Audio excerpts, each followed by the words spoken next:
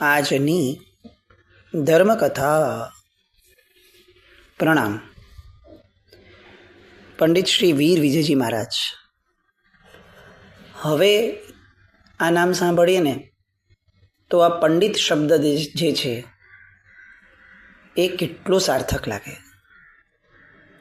અત્યારે આ પંડિત પદ એ પન્યાસ પદ તરીકે પ્રખ્યાત છે, પણ આપણને ખરેખર એવું લાગે કે એ સમયે જે પંડિત શબ્દ વપરાતો હતો એ આવા ઉત્તમ આત્માઓ માટે બહુ જેન્યુઇનલી વર્થ અને સાર્થક હતો, બહુ ઉપયુક્ત હતો.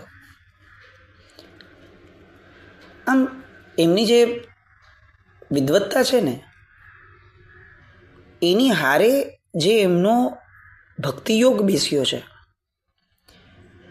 એ વાંચતા વાંચતા એવું લાગે કે સરસ્વતીમાં એ પદ્માવતીમાં આ જાણે બધા એમના ઉપર વરસ્યા છે, એમની જીભ ઉપર વસ્યા છે એમ કહીએ તો ચાલે.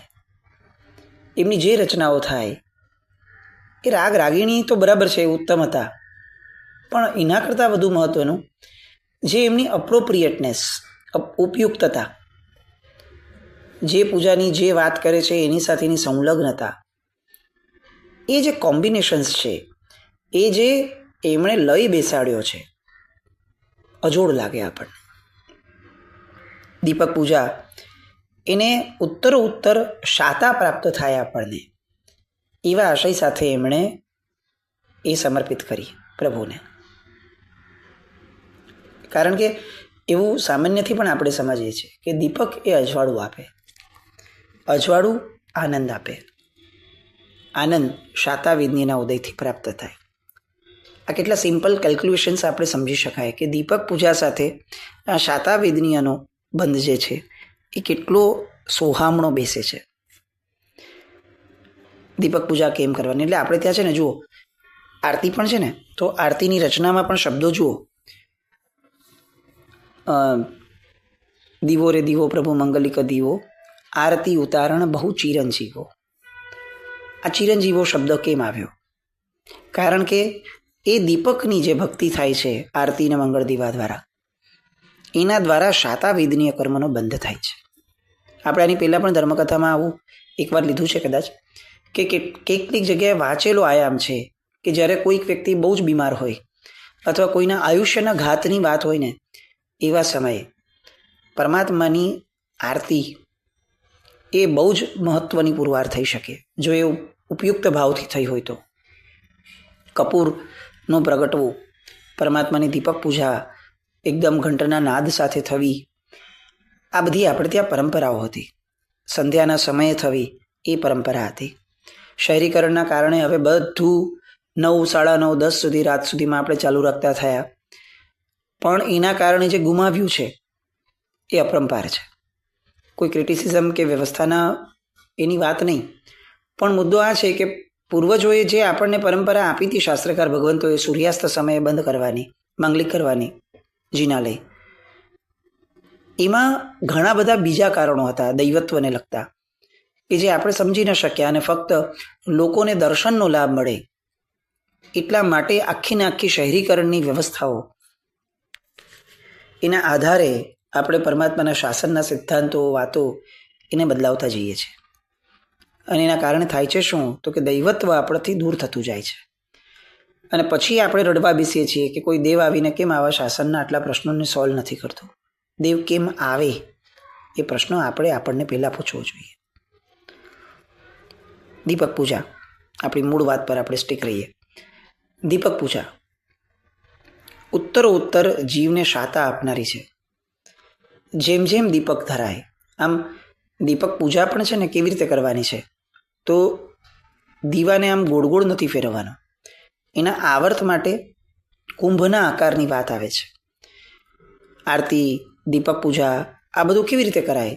તો કે કુંભનો આકાર થાય ને એ રીતે એ ઉતારાય. કેમ? તો કે કુંભ મંગળનો પ્રતીક છે.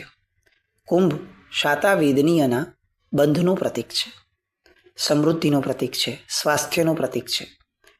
તો કુંભના આકારે દીપક પૂજા થાય તો એના કારણે શું થાય કે પરમાત્માની સામે પ્રભુ મેં કુંભ ધર્યો છે, આ કુંભને તમે શાતાના બંધ દ્વારા ભરો. આ આખો દીપક પૂજાનો ભાવ હતો આપણે ત્યાં. આ એક ભાવ હતો. વાત એવું નથી કે આ જ ભાવથી થતી કે આ જ ભાવથી થવી જોઈએ, એવું નહીં. ઘણી વાર આપણે લીધું છે ને ફરી એકવાર લઉં છું કે વ્યવહારની પૂજા જે છે ને હંમેશા એ વૈવિધ્યવાળી જ રહેવાની. એમાં અનેક આશયો આવશે. દરેક વ્યક્તિ પાસે એક નવો આયામ હશે. બની શકે કે બધા જ સાચા પણ હોય. પણ દીપક પૂજા, શાતા લહેરમાં ક્ષણ ક્ષણ સમરે વીર વિજય જગદીશ. જેને શાતાનો ઉદય છે એ વ્યક્તિ જ્યારે ક્ષણ ક્ષણ પ્રભુને યાદ કરે છે ત્યારે એને નવી દરેક ક્ષણે શાતા વેદનીય કર્મનો બંધ થતો હોય છે. આટલો નિયમ લેવા જેવો છે કે હું દુઃખમાં કદાચ ભગવાનને વિસરી જાઉં ને તો ચાલશે, કારણ કે દુઃખ જ મારી પાસે ભગવાન યાદ કરાવી દેશે. પણ હું સુખના સમયમાં ભગવાનને વિસરું ને એ મારી નપાવટતા થશે. મને સુખ જેણે આપ્યું છે જો એને જ ભૂલી જઈશ ને તો કુદરત બીજી વાર મને સુખી નહીં બનાવે. આ ઋણ સ્વીકાર સાથે મારા સુખના સમયમાં હું પ્રભુને હર હંમેશ યાદ કરું. આવો ભાવ જીવે કેળવવો જોઈએ. મારું સ્વાસ્થ્ય સારું છે એવા સમયે મારા શાતાવેદનીય કર્મનો ઉદય છે આવું યાદ કરવું જોઈએ. આપણો સામાન્ય વ્યવહાર જુઓ કે કોઈ બીમાર પડ્યું હોય અને ધાર્મિક વ્યક્તિ હશે તો આ ધાર્મિક વૃત્તિ હશે ને તો આપણે એવું વિચારશું બિચારાને અશાતાવેદનીનો ઉદય છે. વાત સાચી પણ છે. પણ આ જ વસ્તુનું આ જ કોઈની બીજી સાઈડ પણ છે કે આપણને જ્યારે બીમારી નથી આવી ત્યારે આપણે કેમ યાદ નથી કરતા કે મારો શાતાવેદનીનો ઉદય પ્રભુની કૃપાથી છે. આ યાદ કરવું જોઈએ. અને અહીંયા વીર વિજયજી મહારાજ સાહેબ જે કહે છે એ મૂળ મુદ્દો એ આ છે કે શાતાવેદનીયના ઉદયની અંદરમાં જ્યારે ઉત્તમ તત્વોના ઋણને ભૂલાતું નથી ત્યારે ક્ષણ ક્ષણ કોઈ પણ નવી ક્રિયા કર્યા વિના જીવ શાતાવેદનીયના બંધને પામે છે. અને અહીંયા આ શાતાવેદનીયના બંધના ઉપનિયની અંદરમાં એક્ઝામ્પલ કોનું આપ્યું હતું કે સર્વાર્થ સિદ્ધ વિમાનના દેવોનું, કે જે એક ક્ષણ માટે પણ પ્રભુના ઉપકારને પ્રભુને ભૂલ્યા નથી. તો શું થયું તો કે જુઓ એના પછીના જ ભાવની અંદરમાં સાધના સાધી અને સીધું અનંત શાતાનો જ્યાં બંધ છે ઉદય છે અનંત શાતાનો, આમ તો કર્મ જ નથી પણ જ્યાં ફક્ત શાતા અને શાતા જ છે આત્માને, એવા સ્થાનની અંદરમાં એ લોકો સીધાવી જાય છે. આવી આ દીપક પૂજા. સરસ વાતો ગઈકાલે લીધેલું આ શબ્દ પણ ફરીથી એકવાર લઉં છું. ઓમ રેમ શ્રીમ પરમ પુરુષાય પરમેશ્વરાય શ્રીમતે શ્રી વીર જિનેન્દ્રાય શાતોત્તર સુખ પ્રાપણાય. એટલે ઉત્તરોત્તર શાતા પ્રાપ્ત કરવાનું સુખ પ્રાપ્ત થાય. દીપમ યજા મહેશ્વા, એની માટેની દીપક પૂજા હે ભગવાન હું તમને સમર્પિત કરું છું. એની પછીથી આવી અક્ષત પૂજા. અક્ષત પૂજા એ કરી પૂજો જગત દયાળ, હવે અશાતા વેદની બંધના ઠાણ નિહાળ. અત્યાર સુધી આગળની પૂજાઓમાં પંડિત વીર વિજયજી મહારાજ સાહેબે આપણને શાતાવેદનીય કર્મના સ્થાન બતાવ્યા જીરણ શેઠના એક્ઝામ્પલ દ્વારા, એની પછીની આત્માની વાત દ્વારા, સર્વાર્થ સિદ્ધ વિમાનના જીવો દ્વારા. હવે એ જ સિક્કાની બીજી બાજુ બતાવે છે કે તમે એ પણ સમજો કે અશાતાવેદનીય કર્મ શેના દ્વારા બંધાય છે એ સમજવું પડશે. અને એ સમજવા માટે એમણે નિમિત્ત કોને બનાવ્યું, આલંબન કોનું લીધું તો કે અક્ષત પૂજાનું. કેમ લીધું એ આગળની ઢાળની અંદરમાં આપણે જેમ જેમ આવશું એમાં આપણને ખ્યાલ આવશે. એટલે અહીંયા હવે અક્ષત પૂજાની ઢાળ શરૂ કરે છે. પેલું વાક્ય જુઓ, પ્રભુ તુજ શાસન મીઠડું રે સમતા સાધન સાર, યોગ નલિકા રૂવડી તે તો જ્ઞાનીને ઘર બાર. ભગવાન હું મારા ઘરમાં રહું છું તો આ મારું ઘર છે, મારો સંસાર છે. પણ જ્ઞાની વ્યક્તિનો સંસાર શું, એનું ઘરબાર શું?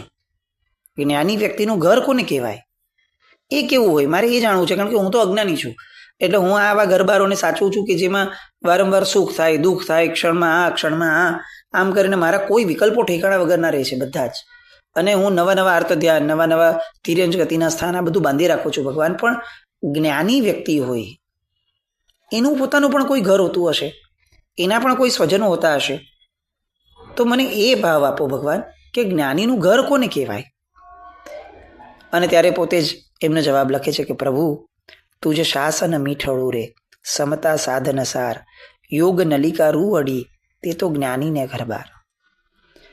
ભગવાન, તારું શાસન એ જ્ઞાનીનું ઘર છે. જ્ઞાની વ્યક્તિનું પિયર શું? તો જ્ઞાની વ્યક્તિનું પિયર એ પરમાત્માનું શાસન. અને જ્ઞાની વ્યક્તિનું સાસરું શું? તો કે જ્ઞાની વ્યક્તિનું સાસરું એટલે મુક્તિ. એ પિયરને છોડીને મુક્તિ, એ સાસરે જવાનું નિશ્ચિત છે. એને જ રહેવાનું સાસરે જ છે જીવનભર. પિયરમાં કેમ રહે છે? તો પિયરમાં એટલા માટે રહે છે કે સાસરે જવાની પાત્રતા ઊભી કરી શકે. અને અહીંયા જ્ઞાનીનું ઘરબાર કેટલું મીઠું છે એ પહેલા જ લાઈનમાં મૂક્યું. પ્રભુ તુજ શાસન મીઠડું રે. કેમ મીઠું છે? સમતા સાધન સાર. તારા શાસનનું એક એક અંગ, તારા શાસનની એક એક ક્રિયા એ સમતા મેળવવાનું સાધન છે. એ કોઈ ક્રિયા નથી, એ કોઈ પુણ્ય મેળવવાનું, લોભ કરવાનું કે પુણ્ય મેળવીને સુખી થઈ જવાની વાત નથી. આ એનું આલંબન નથી. એ સમત્વ પ્રાપ્ત કરવા માટેની સાધના, એનું સાધન છે. અને આ કઈ રીતે પ્રાપ્ત થાય? તો યોગ નલિકા રૂવડી. યોગની 8 ભૂમિકાઓની વાત, યોગની દ્રષ્ટિઓની વાત એ આખી અહીંયા આ એક શબ્દ દ્વારા એમણે મૂકી દીધી. હવે એ ઊંડાણમાં જવું તો શક્ય ઓછું થવાનું અત્યારે, કારણ કે યોગની 8 દ્રષ્ટિએ બહુ મોટો વિષય છે, પૂજ્ય હરિભદ્રસુરી મહારાજ સાહેબ દ્વારા રચિત.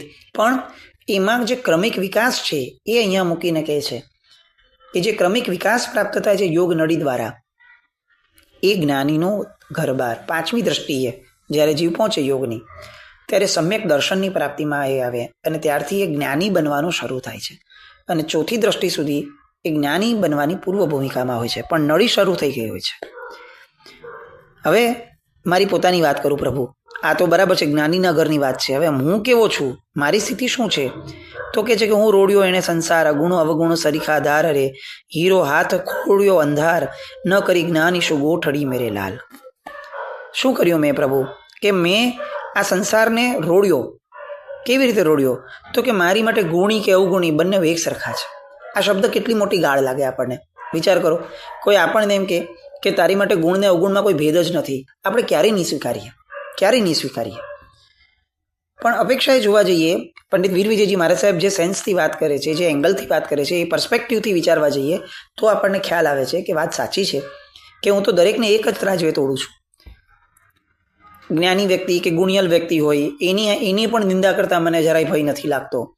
અને જ્ઞાની પાસેથી કંઈ મેળવવું હોય તો એની ખુશામતખોરી કરવામાં મને વાર નથી લાગતી. સેમ વે વ્યક્તિ અજ્ઞાની છે પણ તેમ છતાં, વ્યક્તિ અવગુણી છે પણ તેમ છતાં જો મારે એની પાસેથી કંઈ મેળવવું છે તો મને એની ખુશામતખોરી કરતાં વાર નથી લાગતો. અને મારે એની આગળથી કંઈ મેળવવું નથી તો એની નિંદા કરતાં મને વાર નથી લાગતો. અલ્ટિમેટલી તો પ્રભુ મારી માટે ગુણી કે અવગુણી બધા જ એક સરખા થયા. કેમ? કારણ કે મારી દ્રષ્ટિમાં જ વાંધો છે. એના ગુણ કે એના અવગુણ નહીં, હું પોતે જ મારી દ્રષ્ટિથી ખતમ થયેલો છું. અને એના કારણે શું થયું કે હીરો હાથ ખોડ્યો અંધાર. અંધકારની અંદરમાં હીરો મળ્યો અને તેમ છતાં હું જોઈ ન શક્યો કે આ હીરો છે અને મેં એને ગુમાવી દીધો. હું અંધકારમાં મળેલા હીરાની કિંમત જ ન કરી શક્યો. આવી કિંમત કેમ ન કરી શક્યો પ્રભુ? હવે એના કારણમાં લખે છે, ન કરી જ્ઞાન ઈષ્ણુ ગોઠડી રે મેરે લાલ. ખરા જ્ઞાની વ્યક્તિ એની સાથે ગોઠડી, આ ગોઠડી શબ્દ છે ને એ કાઠિયાવાડી સરસ મજાનો શબ્દ છે. આપણે જેને વાતો, ચર્ચાઓ આ બધું કહીએ છીએ એ બધાથી એક બિયોન્ડ લેવલનો આ શબ્દ છે ગોઠડી. જેની સાથે આપણું ગોઠવાય છે ને એવા વ્યક્તિ સાથે બેસી અને જે ગોઠવાયું છે એની વાત કરવી, એનું નામ ગોઠડી છે. ગોઠવાયું શું છે અને જેની સાથે ગોઠવાય છે એટલે શું ગોઠવાય છે? તો કે મારી વેવલેન્થ. સરખી વેવલેન્થવાળા વ્યક્તિઓ, શુભતાની વાત છે, મારી શુભતાની વેવલેન્થ જેની સાથે મેચ થાય છે એની સાથે બેસી એ વેવલેન્થની વાત કરવી, એ વિષયની વાત કરવી, એને ગોઠડી કહેવાય. અને એટલે ગોઠડી શબ્દ સૌથી વધારે આપણને સાંભળવા વાંચવા મળશે સાહિત્યમાં. જ્ઞાની શું ગોઠડી? ગોઠડી કોની સાથે હોય? તો કે જ્ઞાનીઓ સાથે. મૂર્ખાઓ સાથે ગોઠડી ન હોય.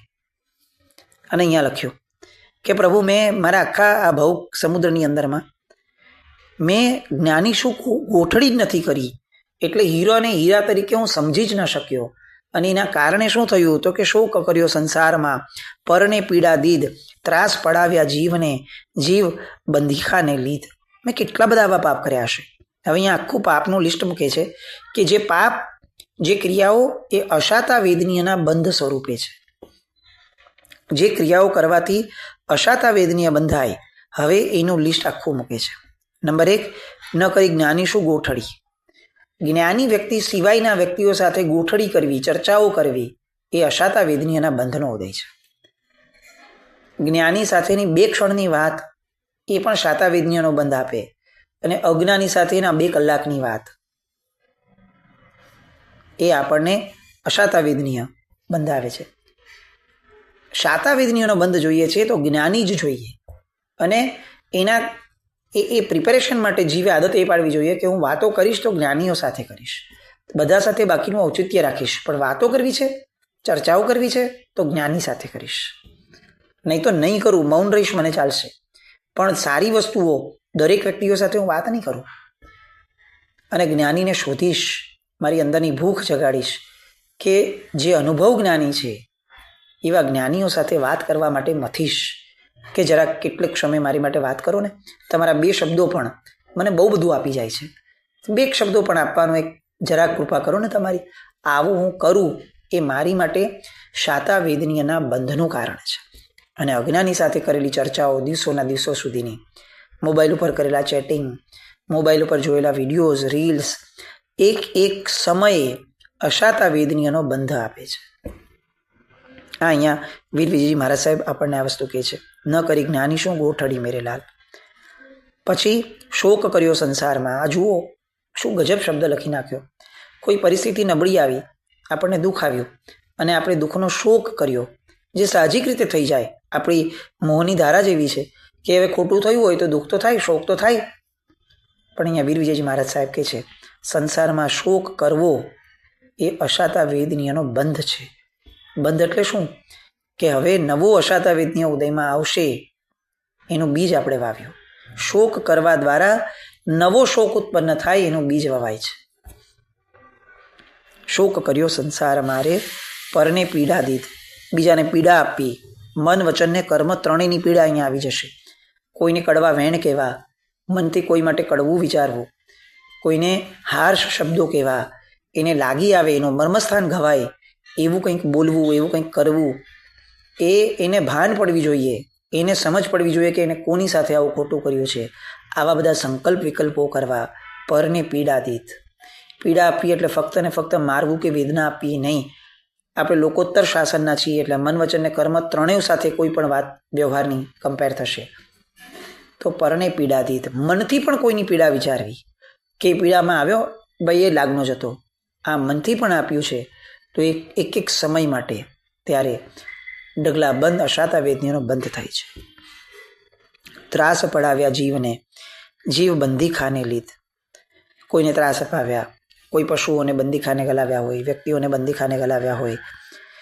અને એની પછીની વાત, મુનિરાજની નિંદા કીધ રે, મુનિ સંતાપ્યા બહુવિધ. રાજા દેવસેનનું ચરિત્ર આવે છે જે આપણે લીધું છે, પણ મૂળ મુદ્દો મુનિરાજની નિંદા કીધી છે, મુનિરાજને સંતાપ્યા છે. એ પ્રખર અશાતા વેદનીયના બંધ સમાન છે. એ જ્યારે ઉદયમાં આવે છે ત્યારે જે ભૂક્કા બોલાય છે એ અસહ્ય હોય છે.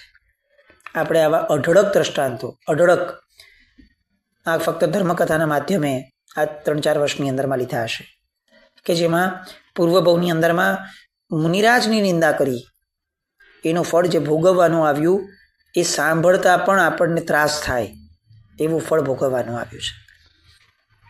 એટલે અહીંયા અશાતા વેદનીયનો બંધનું એક સ્થાન કીધું. મુનિરાજની નિંદા કીધ, મુનિ સંતાપ્યા બહુવિધ. અલગ અલગ પ્રકારે મુનિને સંતાપ થાય એવું કંઈ પણ કર્યું હોય, વિચાર્યું હોય, બોલ્યું હોય તો એ પણ અશાતા વેદનીયનો બંધ છે. માણસના વધ આચર્યા રે, છેદન ભેદન તાસ, થાપણ રાખી ઓળવી, કરી ચાડી પડાવ્યા ત્રાસ.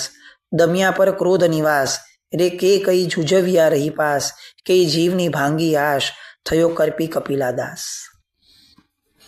કૃપણ હોવું એ પણ અશાતા વેદનીયનો બંધ છે. કોઈની ઉપર ક્રોધ કરવો પોતાના સત્તાના મદમાં આવીને એ પણ અશાતા વેદનીયનો બંધ છે. કોઈ આપણા પ્રત્યે એક આશ રાખી હોય કે આ વ્યક્તિ કંઈક કરી દેશે અને એને આશાને ભાંગવી એ પણ અશાતા વેદનીયનો બંધ છે. આજે આ એક વાક્યને પણ વિચારીએ કમસે કમ કે આપણા જીવનમાં આપણા પ્રત્યે આશ રાખીને બેસનારા વ્યક્તિઓ એની આશ ભાંગી તો નથી ને. આપણે કદાચ ઓછી વત્તી પૂરી કરી હોય, બની શકે આપણી ક્ષમતા પ્રમાણે, પણ આપણે આશ ભાંગનારા નથી થયા ને. કોઈ યાચક આશ લઈને આપણી પાસે આવ્યો છે માંગવા કે સાહેબ આટલા બધા રૂપિયા છે, 2-5 રૂપિયા આપો ને. આપણે આશ ભાંગી નથી ને. કોઈ સ્વજન આપણી પાસે આવ્યું છે, ભાઈ આ એક જરાક તકલીફ છે, થોડાક સારા શબ્દ આપીને મને સાંત્વના આપજે ને. આપણે આશ ભાંગી નથી ને. કોઈ આસપાસ રહેનારો વ્યક્તિ એ અપેક્ષા રાખતો હોય કે જરાક આટલું કામ હું તમને કહી નથી શકતો, પણ જો તમે જુઓ છો, તમે સમજો છો તો થોડુંક સામેથી કરી આપો, તો મારે કહી અને થોડું નાના નથી થવું. કારણ કે નાના થવામાં નાનપ અનુભવાય છે જે મારાથી છૂટતી નથી, પણ તમે તો સમજો છો. આવી મૂક અપેક્ષાઓ, મૂક આશાઓ જગત આપણા પ્રત્યે રાખીને બેઠું હોય, એવી કોઈની આશા ભાંગવી તો નથી ને આપણે. આવો વિચાર કરીએ અને શુભતાઓના માર્ગમાં આગળ વધીએ, સંચરીએ એવી શુભ મંગલ કામના સાથે. જેના કંઈ પણ બોલાયું હોય તો મિચ્છામિ દુક્કડમ. જૈનમ જયતિ શાસનમ.